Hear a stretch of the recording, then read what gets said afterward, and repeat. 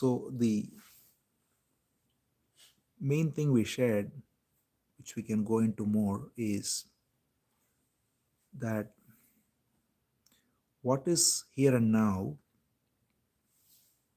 is often and almost always missed because we are caught in the sense of me, the ego, which is running our lives, right? So we are constantly identified as this center, and that center that we are is running our lives. So we look into what the center is and how it comes forth, and if there is any truth to it at all. Because one of the things that happens always is when we don't examine something, it seems to be real, but when we actually examine its nature, then it vanishes just by the examination. We don't have to seek any answer, but just examine what is. So, a good metaphor that helps with understanding this is that if we have a nice mirror in our house and it's fully covered up with dirt, now when we are seeking a mirror, we don't have to go anywhere because the mirror is right in front of us. But the reason we don't see it is because it's covered with dirt. So the job is not to seek the mirror as much as to remove the dirt that covers the mirror. Right? So that is kind of our situation. The truth is here and now, but it's covered up by the dirt of the ego, the false me that is clouding it with layers and layers of conditioning. So when we examine that, then we uncover its falsity and we come upon the source, which is the eternal truth. That is the essence of self inquiry. When we ask the question, who am I? The I refers to the ego first. The I that is identified commonly as me is the ego. Or sometimes the same question can be asked as, where is this I coming from? It's the same question. This I, which is identified as the ego, as the me, which is running our lives, where is it coming from? And when we examine that, then we, through that examination, through that inquiry, we come upon the truth of what is. So, one of the things that is very clear is that we have this physical organism that has a sense of continuity, right? It seems to be a certain organic unit which continues from childhood to youth to middle age and so on, old age and so on. And there are various propensities, what one can be called as swabhava, which are also part of the body as it is. The mental makeup, the um, inclinations, all of this goes on. But in addition to that, we imagine a continuing sense of self, which is the idea of a me that is traveling through time. And this sense of this separative self as me, as the center, is what we take ourselves to be. And that is the truth of what is.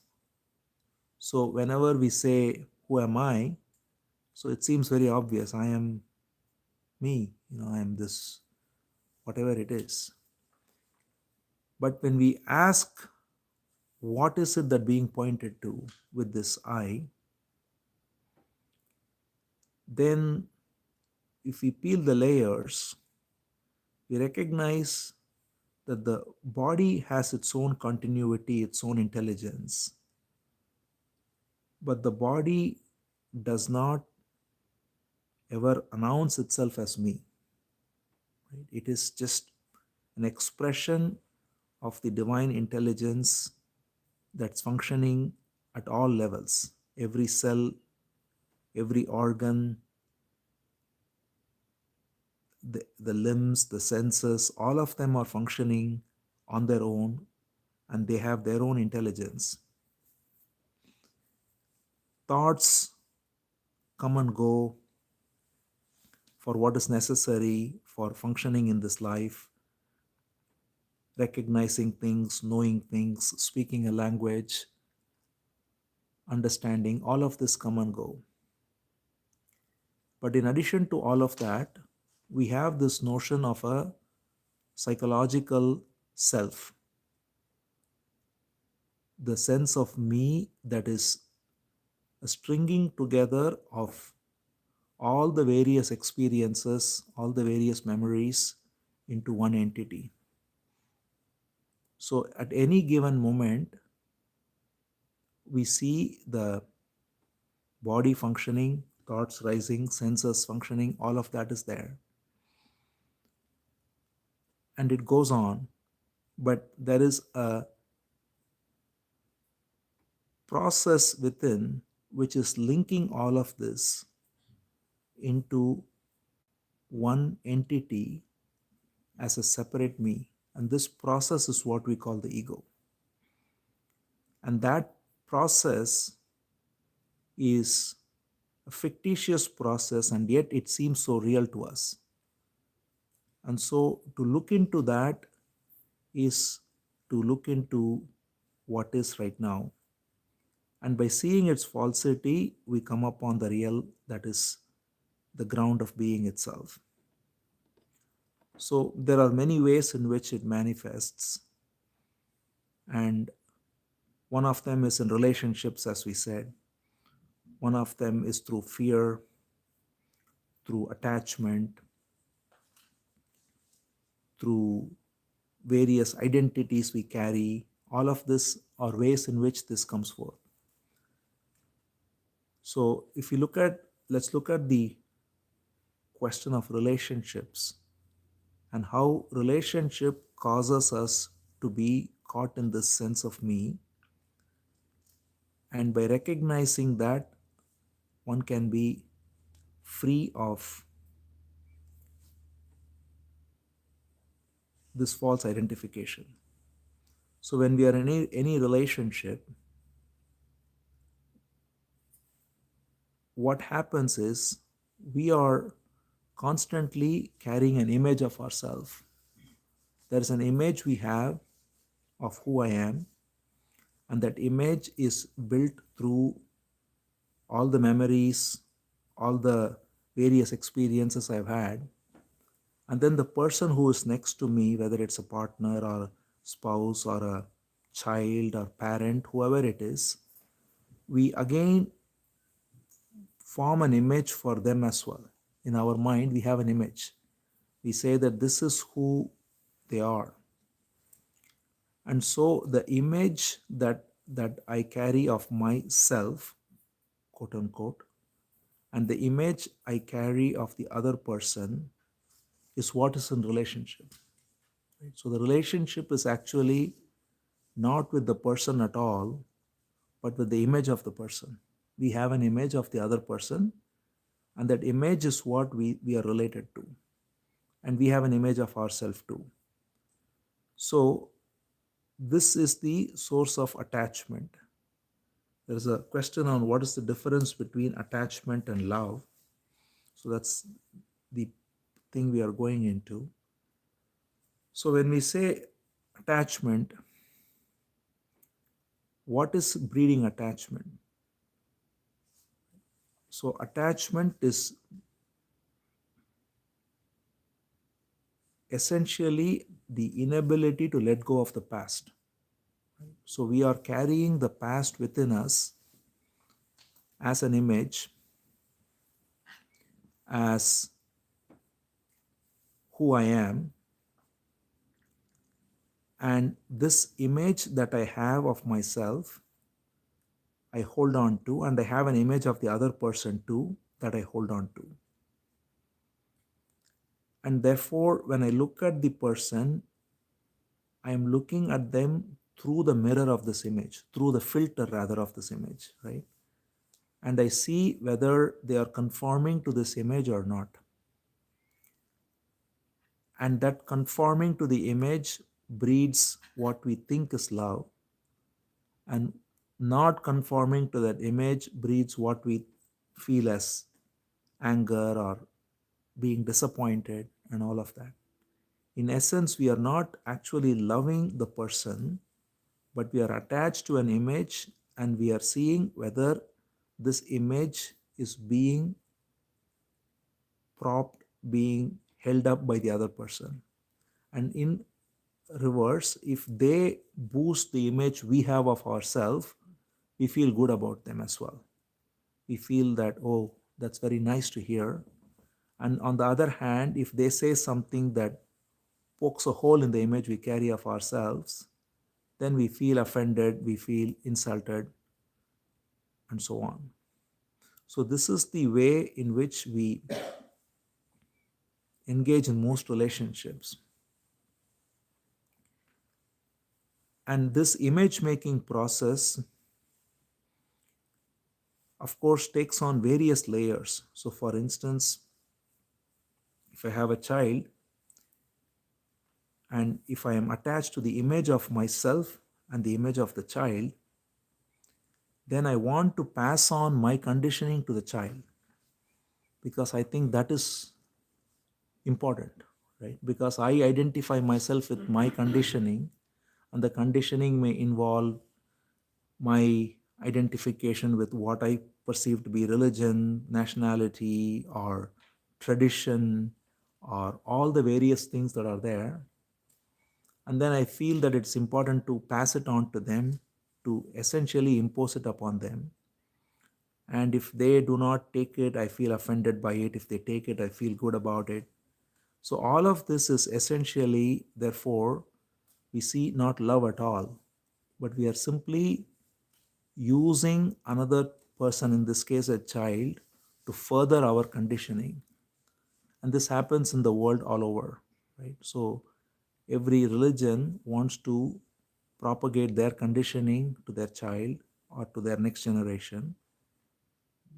And this conditioning through culture, through all the various aspects, breeds all the divisions we know of, divisions of various things such as race, gender, color, caste, whatever it is.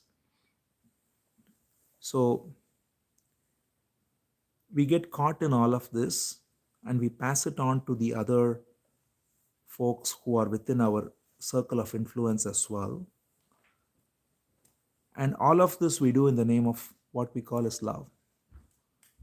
So the question is, therefore, if we do all of that and we are not aware of what we are doing,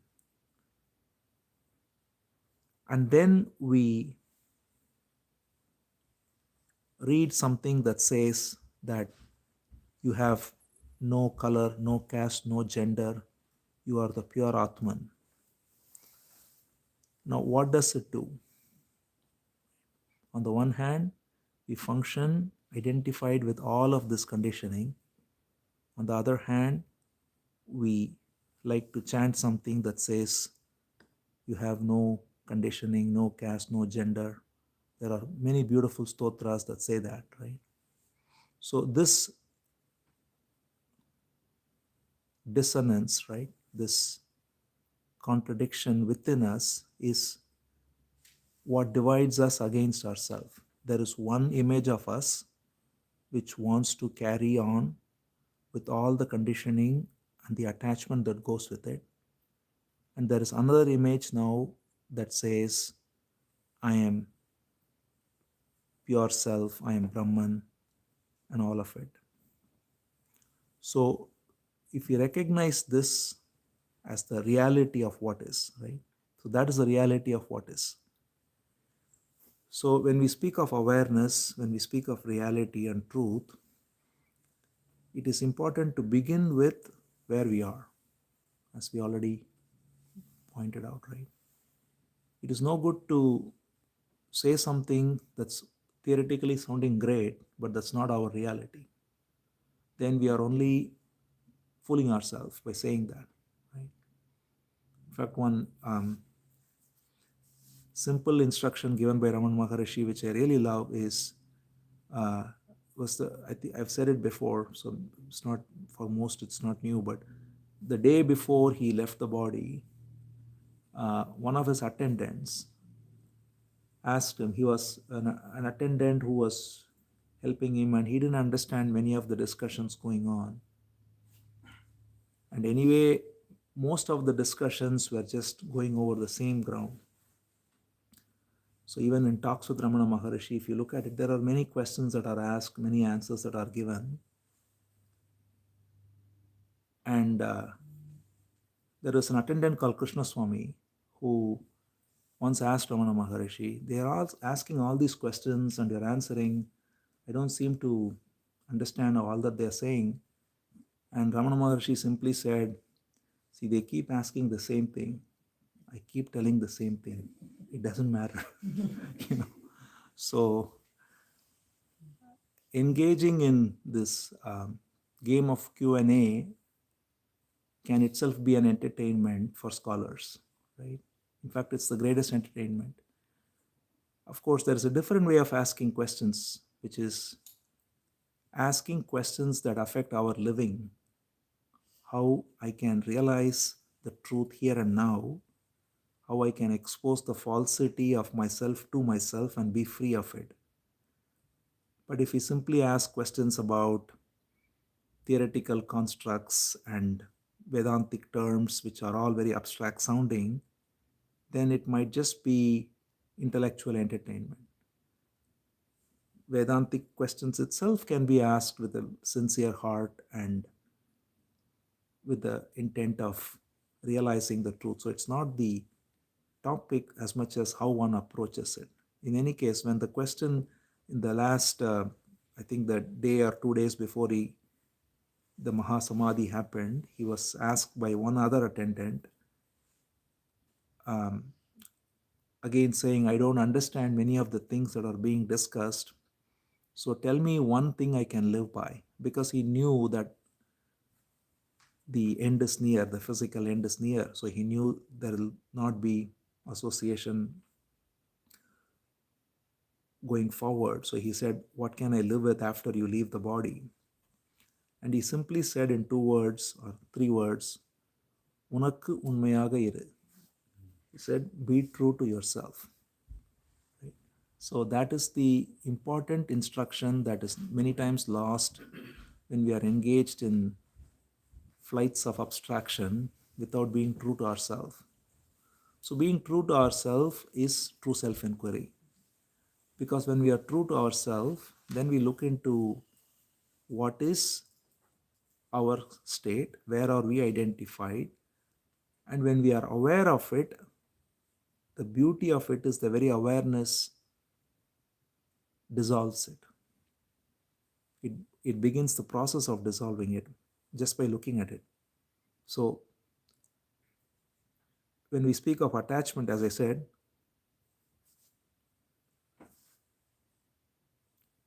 if we look at it honestly, we notice that there is all this attachment I have in relationships, which I call love. So I possess the other person. I sometimes want to be possessed by the other person. And I feel there is some security in that. And I feel insecure in letting go of the other person to do what they want to do because I want to impose my idea or my image upon them. And on the contrary, or on the corollary, I feel that I have to conform to the image of the other person in my actions and my ways of functioning.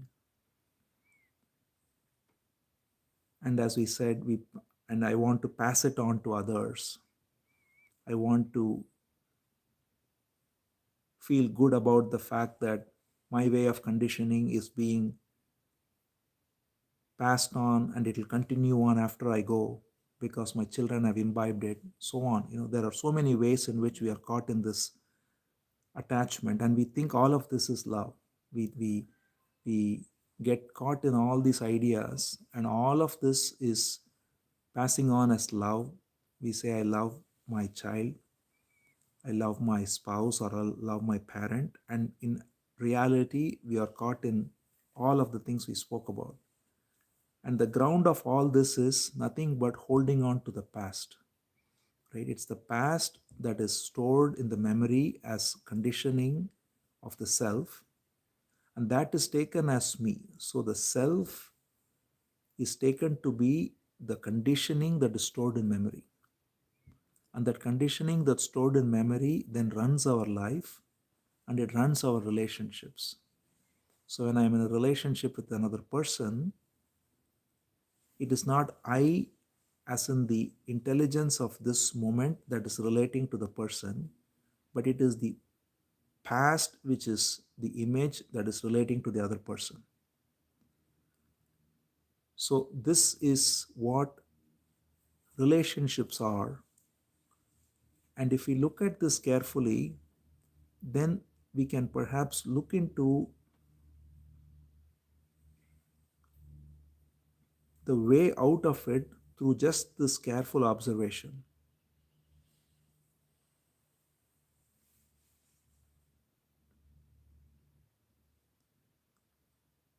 Why is it that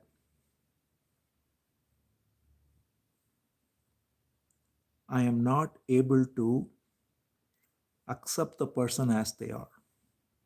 Right? This is what it really boils to. When we are in any relationship, in any situation, and relationship, by the way, is not just with people, but it's also with events, it's also with things. People are even attached to furniture, attached to clothes, attached to houses, attached to so many things, right? Yeah, everything. To your own, the image of yourself. So attachment happens in all these ways. And so all of this is because I'm deriving a sense of self out of the past and out of all the image I carry of all the past memories. So now if we look at it carefully and we say, what is here that is causing this attachment? Right? When we go to sleep, all of this is not there, right? There is nothing there in deep sleep. We get up. As soon as we get up, the entire memory gets flooded into and we identify with it as me, right? But if we carefully look at what happens is, even if we take that very instant of, let's say, getting up, we have had a deep sleep, we get up out of it, and we see the room around us, and then we immediately center ourselves and thinking, I am here as this body and in this room, right? And then immediately I place myself through the observing of who I am in relation to the things I see, right? So, what is rising is there is this energy within us which is rising as I, which is called the I thought. It rises up spontaneously but we instantly identify that with the body, with all the various memories we have, with all the various images and all the rest we talked about. But what is actually here? When we look at what is actually here, where is this coming from? All of this is coming from because the sense of me is nothing but all these things that are being superimposed on the sense of I. Right? I am XYZ. I am this body, I am this conditioning of religion or nationality or relationship or all the rest. So the sense of I that is there is superimposed with all of these things.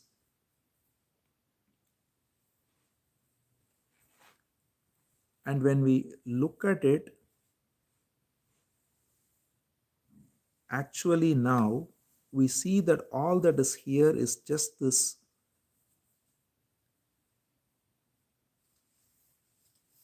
I thought that's coming up, that is immediately getting superimposed onto all of these memories and all of that.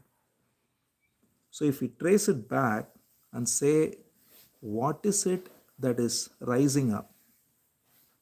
What is the source from which all these identities, all these images, all these various self constructs, the constructs of self are all coming forth? They're all coming forth because of this pure sense of existence. There is a sense of existence here, and that sense of existence that first gets identified with the body, then gets superimposed with all of this. So if I trace it back and I look at the very sense of existence alone, then I am going back. I have seen all of this. I see that there is this image, there is this identification with various memories, attachment, all of this. And then I see that all of this is coming forth because I exist. And the sense of existence that I am is what is taking on all of this. But I also see that the sense of existence is the same regardless of what identity I take on. Sometimes I take on the identity of, as I said, a particular relationship, or it can be a nationality, it can be just the physical body. For instance, if the body is sick, then I am too identified with the body and caught identified as the body. Then when something in the news comes up, then I am identified vis-a-vis that news as whatever ideology I align with or whatever nationality I align with. Then when I am hearing from my parent, suddenly I am attached as the image of the child. So there is constant moving of the sense of me from one image to another, one image to another, one image to another. But what is that which is consistently there along all of this? If I look at it and I see, then I see that there is the subject that is being taken as this image, the me, and there is the object, which is the other person or event or thing or whatever it is. But the subject that is taken as the image, if I look at it, it is a mixture of two things. It is the sense of existence mixed with memories, the various images and all the various conditioning we have. And one is fixed, which is the sense of existence, and the other is constantly changing. I am always changing, but because it's so fast, I am identified with that in that moment as me. This knot between the sense of existence and the memory that comes up as identity together becomes me, and that me becomes my identity.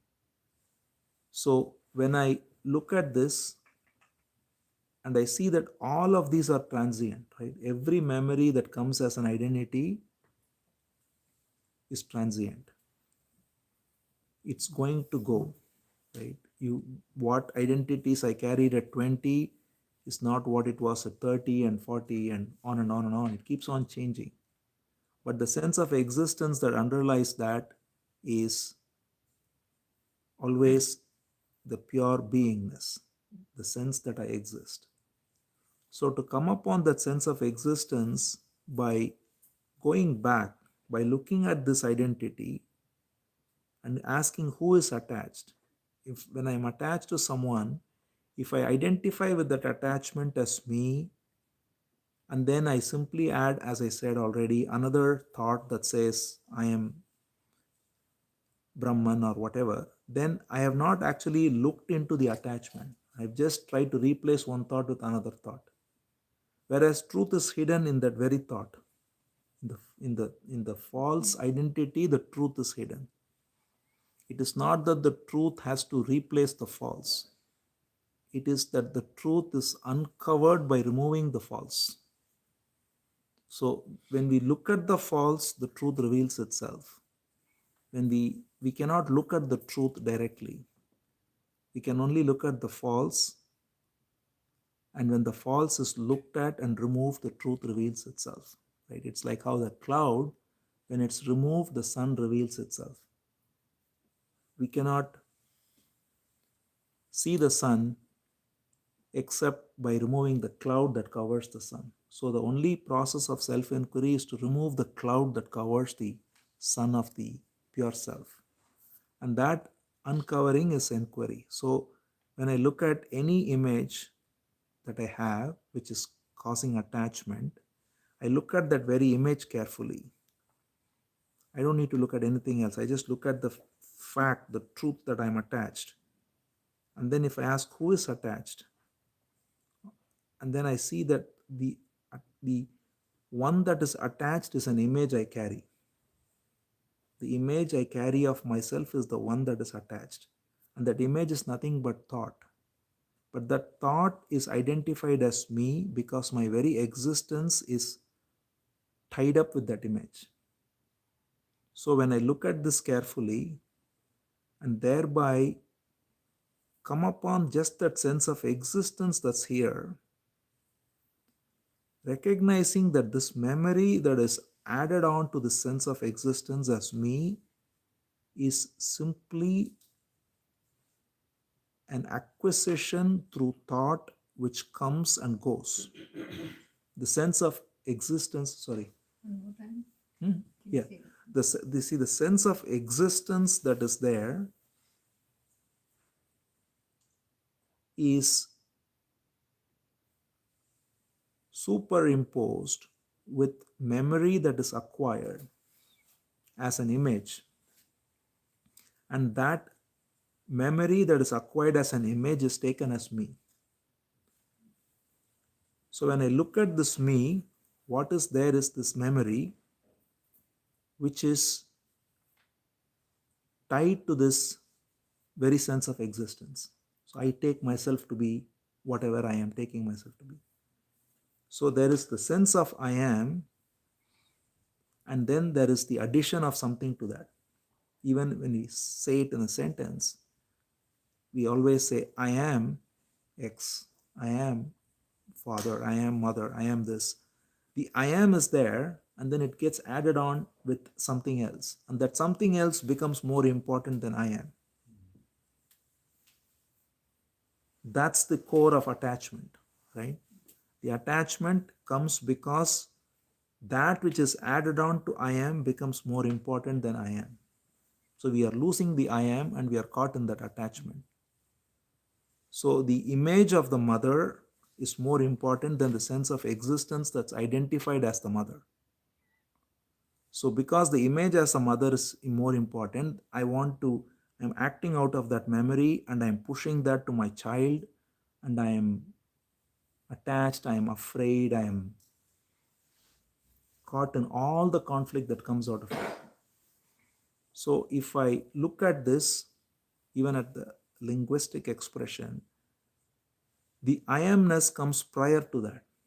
So the sense of existence is prior to any identity that the sense of existence takes on. So, to come upon that sense of existence by looking at the identity itself, the identity is there only because it's tacked on to the sense of existence. See, I'm not identity. So, if the reason there is no attachment with my neighbor's son is because there is no identity there. It is the I know what a father is to be, what it is like to be a father. And if, let's say, the neighbor's son is doing something, I know what the father is going through. But because that is not identified with my existence, it doesn't bother me. Right? The sense of existence is what makes attachment a problem. Right? The sense of existence that is clouded is what makes attachment a problem. Or to put it the other way around, it's attachment that pollutes the sense of existence into conflict. So when I look at this carefully and I see that it is this sense of attachment coming forth through taking a memory to be me while losing the sense of existence that's underlying that. That is where we are caught in attachment. When I recognize this and I let go of this, and I recognize that the sense of existence is prior to and untouched by any of these memories. Right? There is the sense of existence which is always here and now, which is prior to, because no matter what memory comes and goes, it's the same sense of existence. And it doesn't change. And yet it is always fresh because it is now. Right? It's memory is identities are always from the past. The identity of a mother or a father or a nationality, everything is from the past. I have to collect information, collect memory, collect all the images that are put together by the past. But the sense of existence is fresh because there is no memory there. It's just I am. So that's why we already said it's the most ancient and it ever fresh. That's what the sense of existence is. Purana Purusham Nava Yavvanam. Whereas images are all from the past and always old, and they are always essentially dead. We only carry dead memories as images, and we take them to be I. So the whole process in this way, if you look at it through the angle of or through the prism of relationship, we look at it and then we recognize that it is the problem comes because I have lost this sense of existence to an image, and that image becomes more important. And in the process, I also don't recognize that same existence that's animating you, but I only reduce you to an image. So I've reduced you to an image, I've reduced me to an image, and this image likes that image, then I call it love. This image doesn't like that image, then I call it the opposite of love. But in reality, it's not love at all. It is just attachment of this image to that image, whichever relationship it is. But when I peel the layers of the onion, as it were, and come upon the sense of existence, then that sense of existence that is here is the same sense of existence that's everywhere. And that comes forth uniquely with its own intelligence in terms of the body, the mind, and all of that. Then there is true acceptance. Right? Because then I am not caught in the image, but just the pure sense of existence here and its unique expression as divine intelligence permeating the body and thoughts and intellect and all of that is the same that's there and it's in everyone. And yet it is infinitely diverse, right? The existence is the same and its expression is unique and infinitely diverse. When I come upon that ground, then there is acceptance. right? Because there is only the sense of existence here that is everywhere, and there is the expression of existence through this intelligence that comes forth, which is what this body is and thoughts are and all of it, and which is what is everyone else's and everything else's. So then that is the true ground of love, because then there is no center from which I'm looking at things, because the center is everywhere. It is the same sense of existence. It is just the beingness that is all pervading, which is what comes up here as I am, which is what is coming up as I am in everyone. And that very beingness comes forth with its own intelligence in unique ways, which are all then worthy of celebration. Then there is no question of judging, there is no question of condemning or anything. There is just this natural acceptance of what is, because everything is perfectly rising from that ground.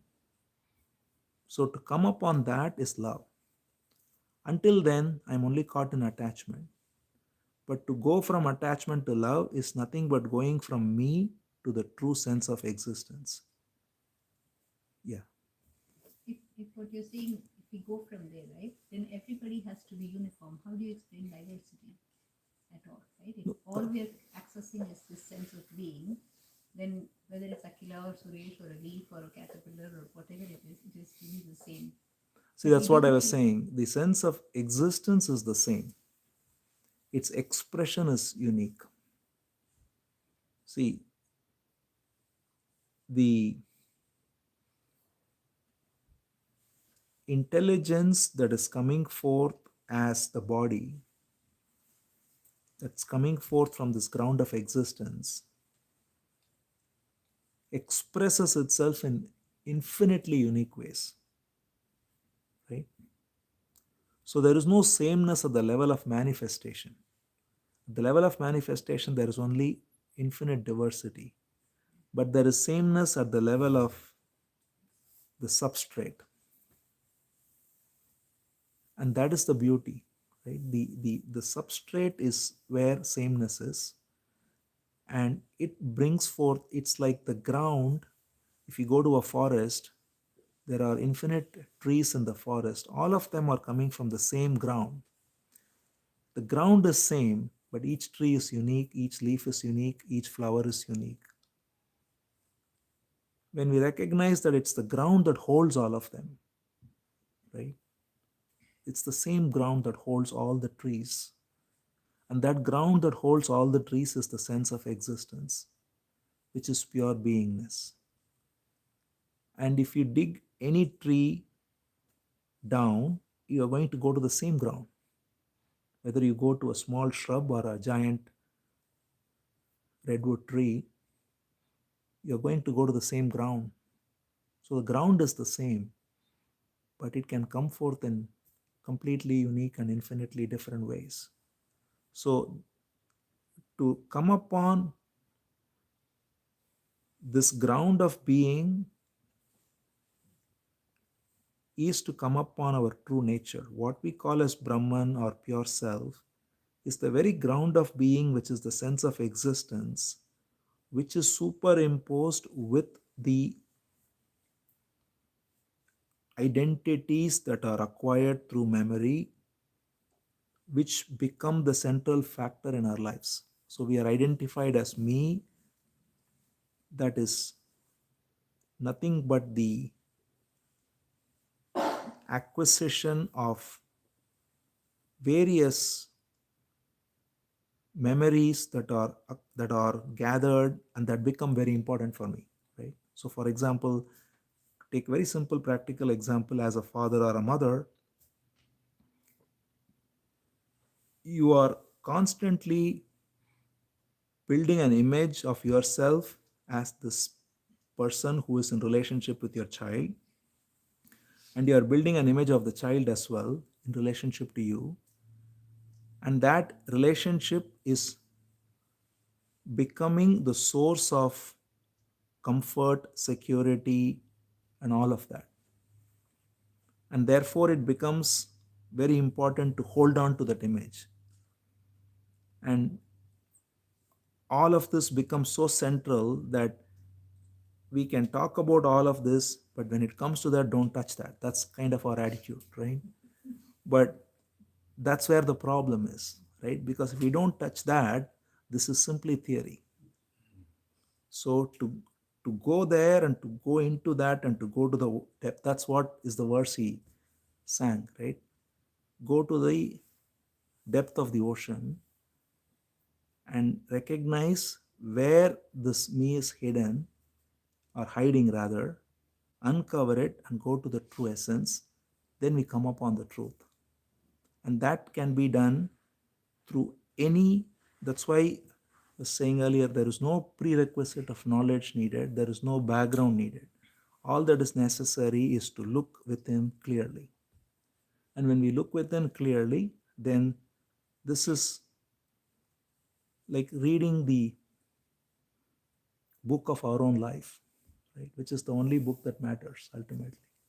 All other books are just at best pointers to this book. So, interesting thing here is when we want to experience this isness, as you put it, right?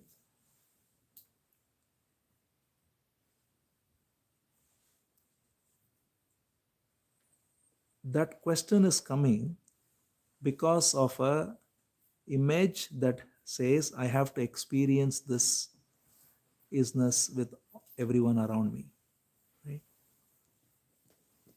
See the where the question is coming from, right? The individual as I want to have an experience of oneness with people around me or with whatever around me.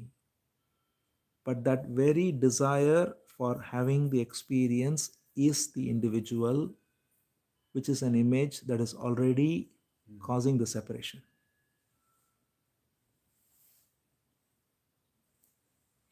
So you are not a conscious being. It is consciousness that is coming as you. Right? So the sense of I can never experience anything. That can only be through the limitation of memory, and that's only useful for transactional purposes. But when the desire to experience goes and there is just observing, then there is just the observing. Right? There is no division there. So this goes to the question, I think, which Shanti said, I think, right? Which is how do we listen from the heart, right? So it's exactly the same thing, right? When I'm listening, when I'm talking to you, when we are relating, if there is no image that I carry as me, and I don't carry any image of you, right? I recognize the falsity of the image and the image is dropped fully. Then there is the sense of existence here, which comes forth with attention. And that attention listens from the core of whole of one's being, right? Without any judgment, without any trying to figure out, without any agenda, right? Just total listening from the whole of one's being. There is the ground of beingness right there for nobody. Right? The moment I rise and say, oh, I want to experience this, then I have already divided it.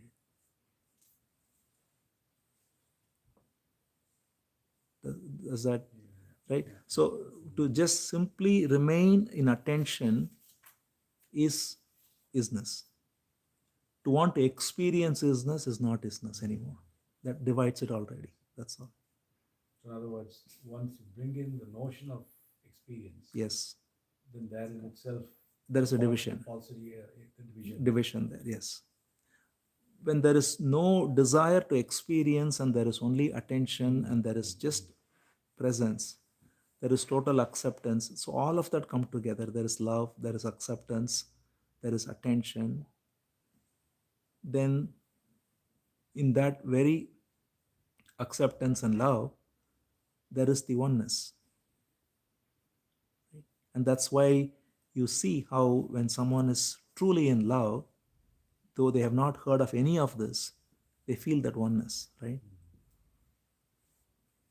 It's fleeting because it may go away, but at least sometimes they glimpse it because just having complete absence of any agenda for the me, including the desire to experience isness, because that is an agenda for the for this me, right? Desiring self-realization is only for the me. So when I have nothing like that, I'm just here listening to you.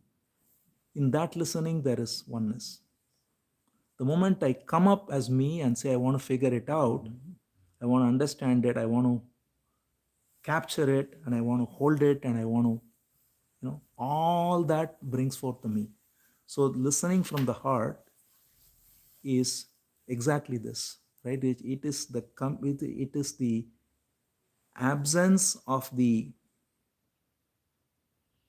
desire to experience anything, but just being fully present, right? Then there is isness, but not for anybody.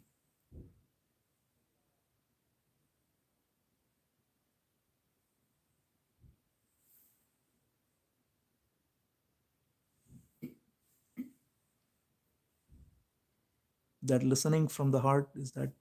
That was one of my, that's my question too. But with listening from the heart, my other, as you were talking, was thinking, does bhakti have a component in it to make you listen from your heart? Will that help?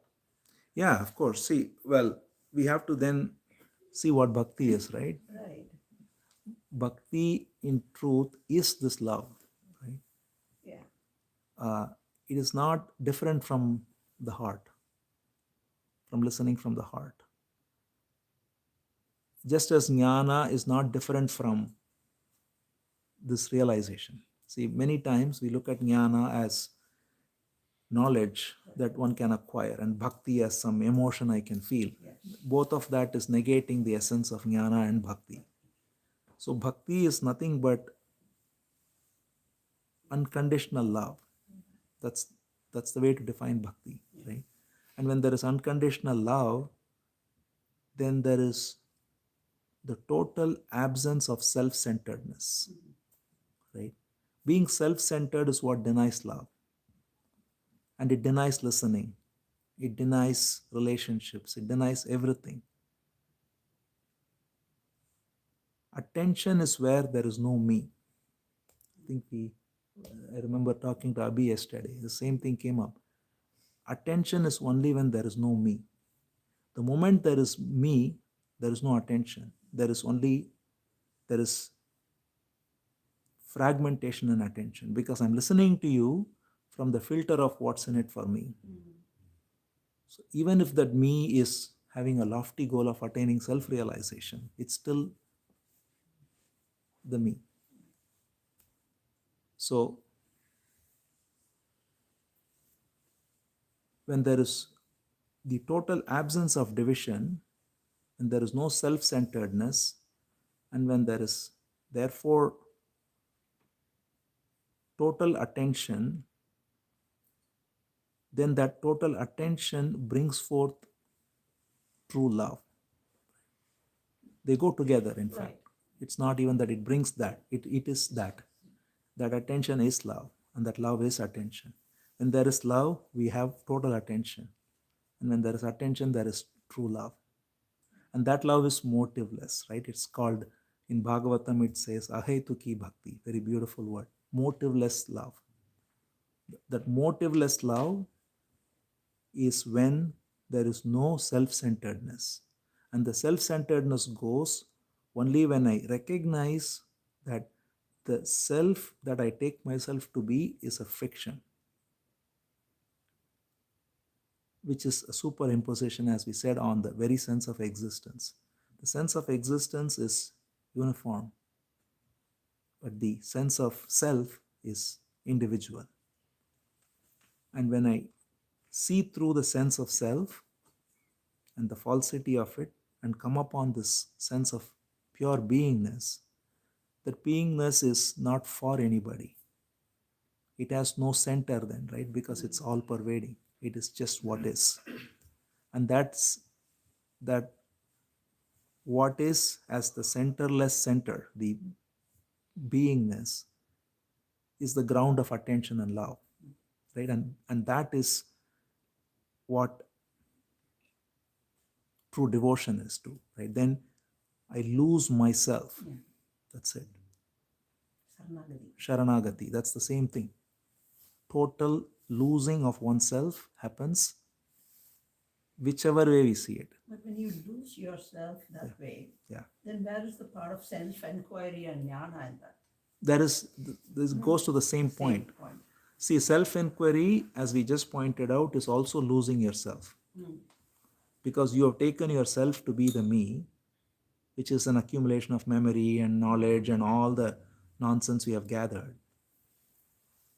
And when I see the falsity of it and lose myself to the very ground of existence, lose myself, the false self, to the ground of existence, that is self-inquiry. That is which vichara is to negate the false self, see the falsity of it and lose it. Devotion is to surrender. Surrender. Both are the same. Same. That's why Ramana Maharshi would always say, surrender and self-inquiry are one and the same. They're not two different ways. It's both. It just feels, it may feel different, but it's like two sides of the coin, we could say at most. To see the falsity of it and to surrender it. That's all there is.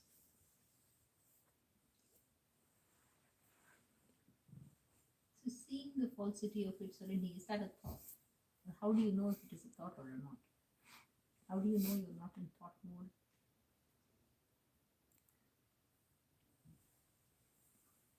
See, it is thought that is aware of itself.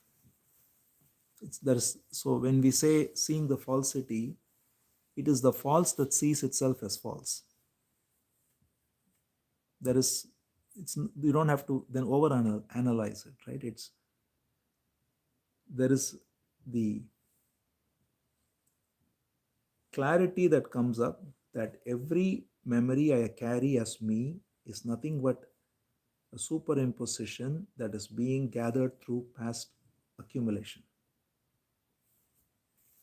And that very clarity drops it. So it's like a thorn removing another thorn. It's an example given by Ramana Maharshi. So inquiry is also the question who am I is also a thought, right? That's why another example he gave very nicely is it's like the stick in the funeral pyre that burns all the other sticks and then that also burns. So that's what it is. It's still a thought, but that's no problem with that, right? Because truth cannot be, the ground of beingness is not something that thought can capture. Thought can only negate the false. So that's all there is. So seeing the falsity is thought, and by seeing the falsity, the false realizes itself as false and drops. That's all. The other way to see it is, as we said, Sharanagati, which is totally surrender it to. Recognize that everything rises forth from this ground of being, and just drop it. So,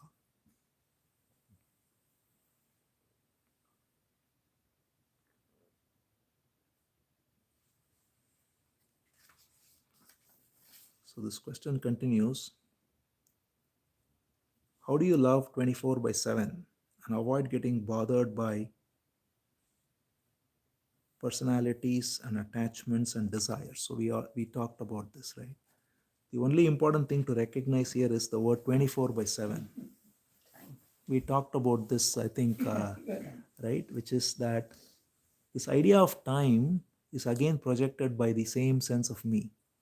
It says, I want to be in love 24 by 7, right? So we are already projecting time. We are already saying, oh, tomorrow will I be like this? Or, but the only reality is now, right? The moment I project a sense of time, I'm projecting a sense of self. Who wants to love 24 by 7, right? It's the same me. The me that is now an image that says, oh, I am very spiritual and I have to be always loving 24 by 7. That image becomes the me, right? So that's why I think Aruna wrote nicely about this thief acting as a cop, right? This is very important. The thief comes as cop in so many ways. This is all the thief coming as the cop. It's saying, I'm going to love 24 by 7. Or as you said, right? I have to experience this isness, right? All of this is, that's why this question, who am I, is like, in the north, they call it Ramban. Ramban means uh, the arrow of Ram, which doesn't miss the target. Or I think the word used by Kavya Kanta is Brahmastra, right? Same thing. Ramban is more powerful than Brahmastra, though. So, so the Ramaban is this question. Whatever, whenever we say, how do you love 24 by 7? That is actually the same me asking the question, right? That I have projected already in that question. If you unpack the question, I have projected a sense of self as me, and I say I have to be loving 24 by 7. Recognize this and say, it is an image again. The image that says I have to be in this way. And if you drop that, then time goes away, all this projection goes away, and all that is here is now. And every moment unfolds only as now. That covers 24/7. That anyway covers 24 by 7, exactly. 24 by 7 comes forth only as now. So there is no 24 by 7, right? There is no tomorrow, that's why. There is only now. So to be now present and loving is the only thing, and that can happen when the me is not there. When the me is absent, there is love. But the me comes back through the back door saying, I want to love 24 by 7. That's all.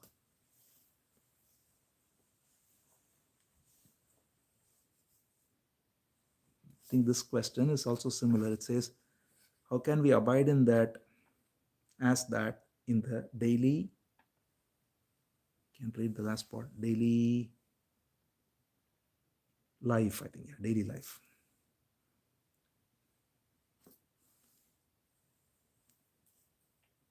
So I think we went into that, right? So how can we abide in that in the daily life? Daily life unfolds through relationships, right? The reason relationships is very important is because it's relationship that actually is the central factor in our lives, right? We can never avoid relationships. Relationship, as famously said, is the mirror through which we can see ourselves, right? We can, for example, tell myself that I have studied Vedanta or studied Buddhism or whatever one studies, and or studied even Ramana Maharshi, and we could say that I know everything, right? But then when a relationship comes, and then in the relationship the other person does something, and then suddenly I am feeling jealous, or I'm feeling anger, or I'm feeling insecurity, right? Then right? And to know that is important, right? Otherwise, we just drug ourselves into saying, I am this and that, and then you just go through, try to escape all that. But if you really alert, then relationship becomes the mirror in which you can see yourself, right? You can see when I'm talking to my, let's say, elderly parent, am I afraid or am I loving, right? It's very important to recognize that.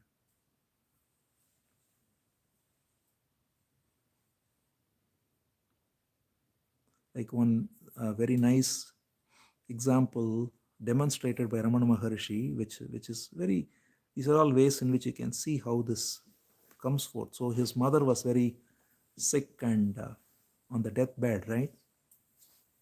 And he took care of her so beautifully. He did whatever he could do. And then towards the end, he held her heart and gave the best gift one can give by holding her heart and ensuring that she is going in peace. But the moment it happened, he, it is said, he was completely untouched by any grief whatsoever. There was no trace of grief in him. Kunjaswami, who was a famous attendant of Ramana, he writes that he asked them, the attendants, to get whatever is necessary for burying the mother, because she was already given sannyas, and so she was buried.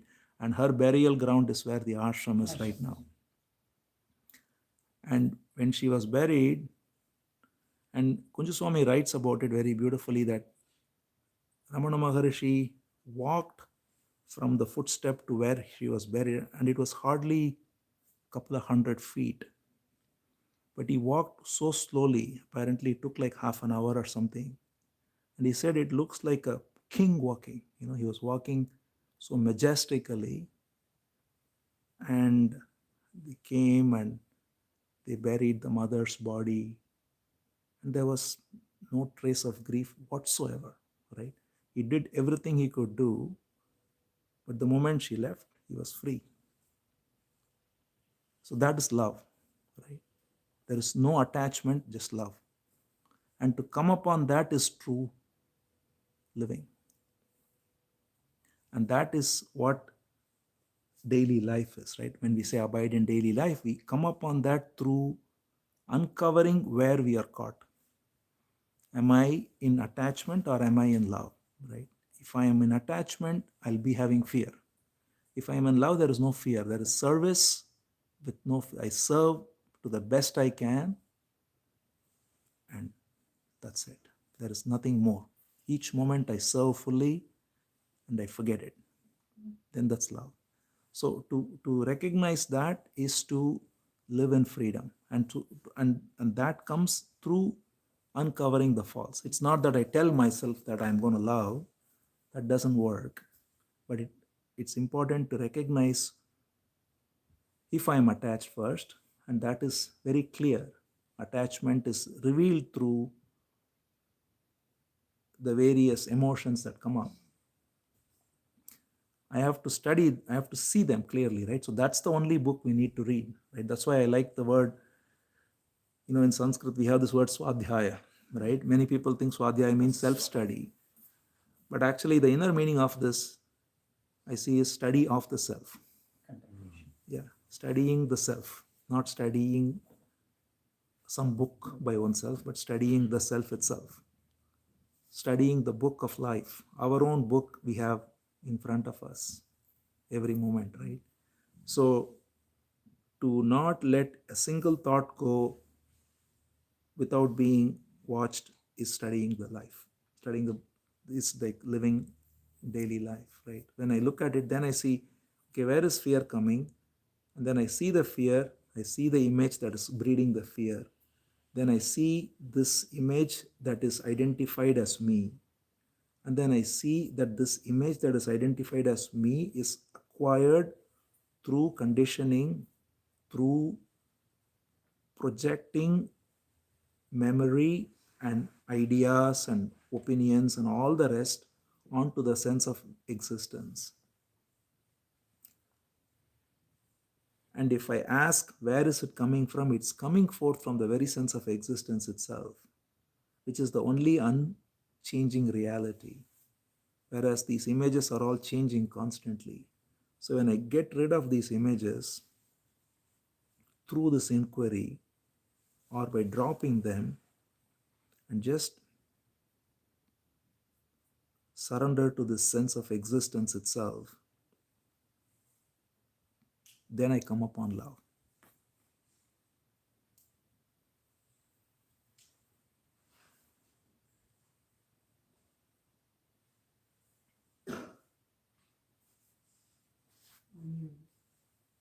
When you say that relationships are a mirror, are we expecting all relationships to be similar? No. Okay, so I, some I, I, relation- I said mirror in the sense of it reveals. See, in a mirror, you can see yourself. Relationship does a similar job, right? Because you can see yourself in a relationship.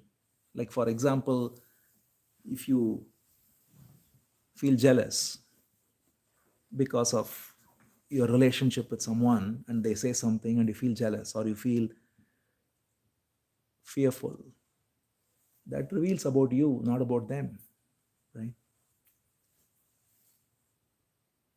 So, in that way, it's a mirror. You see yourself,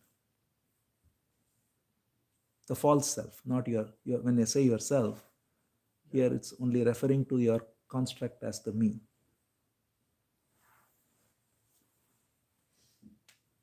would there be an expectation to have, depending on who you talk to or who you're engaging with, you would have different relationships, Correct. and that's okay. That's totally fine. With See, every some you may have a relationship is closer going to be. relationship with someone you may have a closer relationship. Yes. With someone you may have, as you said, Naturally. a more Yeah. angry relationship potentially. See, angry or not is different. See, we are. So, for example, if you're living in the house with someone, let's say your wife, you obviously have a close relationship, right? And let's say your own brother, who's, let's say, I don't know if there is, maybe there is a brother living in India, then you don't have that kind of a close relationship with him, right? But that's just because of the proximity factor. But the quality of the relationship has nothing to do with it, right? You can be just as loving to the person living in the same house or angry. In fact, you may be more angry with the person living with you, which is what happens normally, right? Not you, I'm just saying, because the more the closer you live to a person, you have stronger images, right? And then there is stronger conflict. And then the person who's far away, it's easier to be nice and gentle towards them, right? So that's why to be close and to be loving is actually harder, right? To be distant and think I'm loving, and that's really not loving, but you think you are loving. But when you come close, you realize, that where are I'm attached to this and attached to that, and I'm expecting this, let someone be and let them flower and give them that full sense of agency, as saying, and empower them, right? That is love, right? And that is very difficult the closer you are to a person, because you want to mold them in the way you like, right? See, there is no distancing yourself as the witness, right? This usage of this term normally is common, and yet it's fraught with a duality there, right? Who's witnessing what? There is just the, you could say, the light of beingness in which everything comes up. And so when you are not identified as the center, as this me, then there is nobody to witness anything, even. Witnessing can happen only when I am actually positioning myself as a center that is witnessing something. When you lose yourself, who is there to witness? Right? There is just the complete attention to what is from the ground of fullness, which is also emptiness. So it's not that you are witnessing. I mean, are there two yous? Then I am witnessing me. That's what it will come to. There is just what is. And in that what is, what rises up then is the intelligence of this body that responds to the intelligence of the other person. Right? But there is no sense of self that is identified as me, which is caught in this reaction.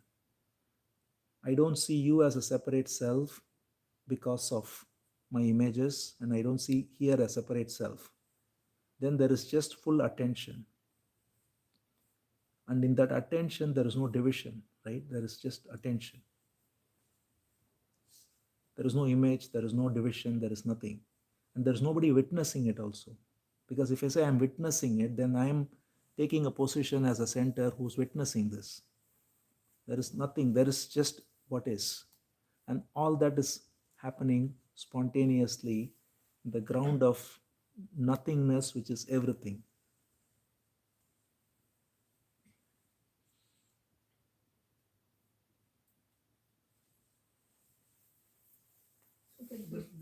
So the witnessing is what is I think in my feeling is that witnessing could be the observer from that the observer, the thinker, whoever. Yes. But that's also ego. Exactly. That is the ego where the police is coming Correct, as a taking correct. another garment coming Correct. as a witnessing.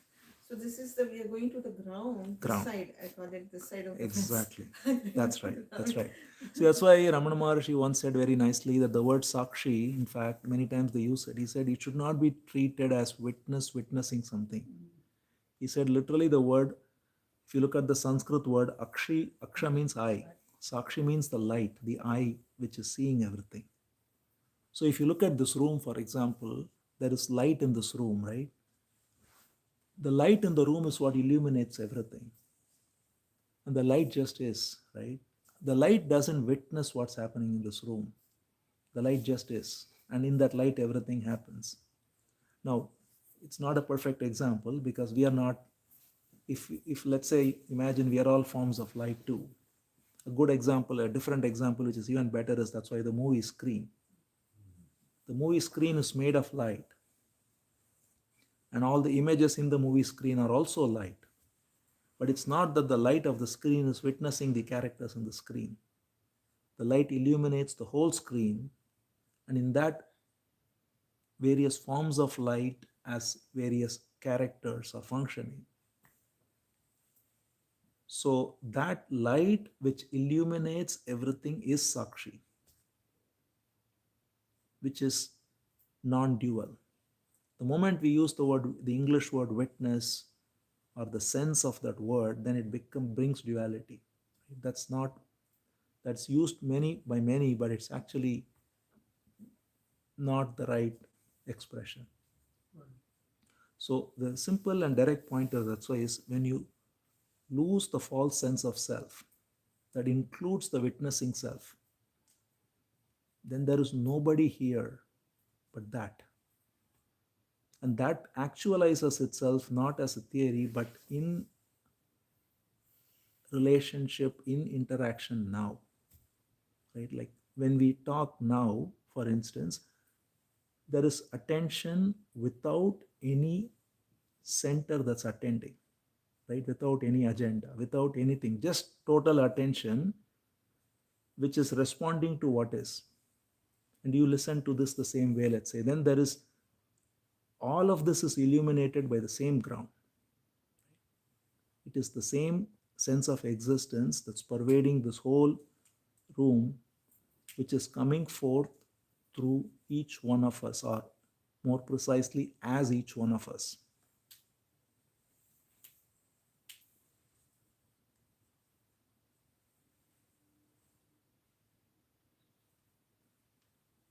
Supposing you're nurse, but when you're given that attention, your response as part of the attention would vary Yes, depending on the situation. depending on the attention and the situation. Yes, Right.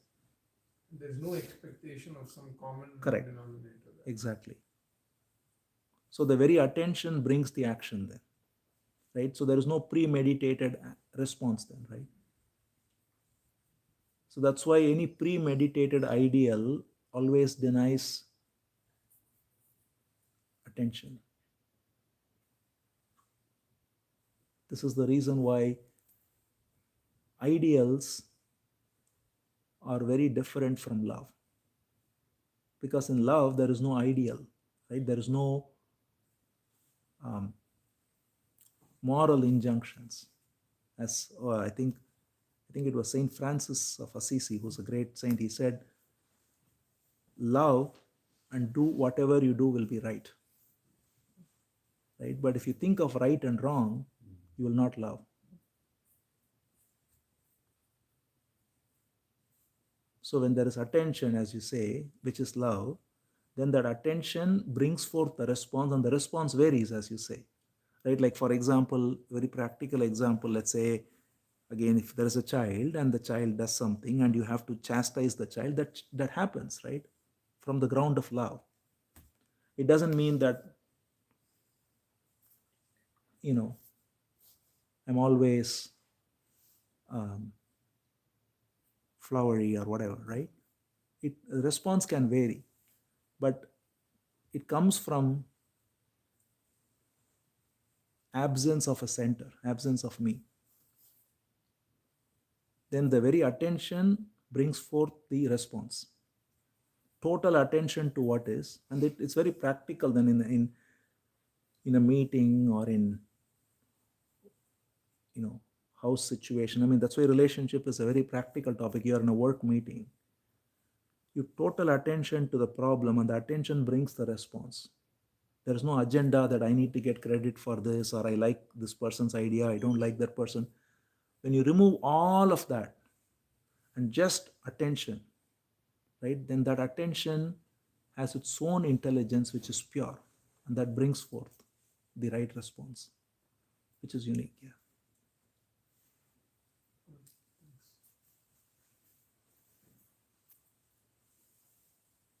We are on. Time has flown by. It's almost 5 minutes. Yeah, one question. Yeah. Bhagavan has said that the same ground, the breath Hmm. comes, and also the mind. Correct. It emerges Correct, the correct. same. So will watching the breath help to go into that same? No, it will only subside the mind. He also Subside says the mind. that. He doesn't. Manolaya will Yeah. happen. Huh? But Manu Nasha Will not happen. Exactly. So for Manu Nasha to happen, the ego route is there. Correct. That's why it is the same branch, of course, but the both of them are coming forth. But the subsidence of breath is no different from going to deep sleep. You can through breath you can go to a calm state, but the seed is not removed. They're still in that deep sleep, natural state. Exactly. Yeah, that's right.